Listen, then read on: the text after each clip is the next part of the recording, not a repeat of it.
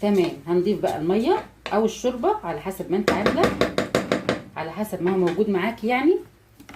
الميه برده مش هقدر احدد لك قد ايه. على هنغطي الرز برده ميه سخنه زي ما اتفقنا.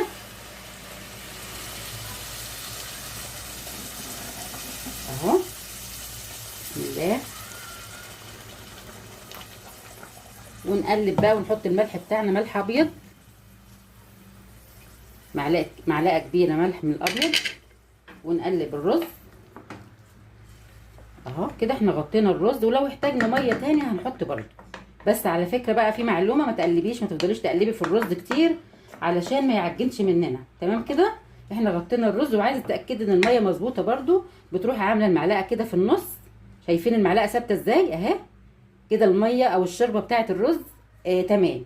لو لقيت المعلقه بقى ميلت منك او وقعت، يبقى انت مكتره الميه جدا او الشوربه، فتحاولي تقللي.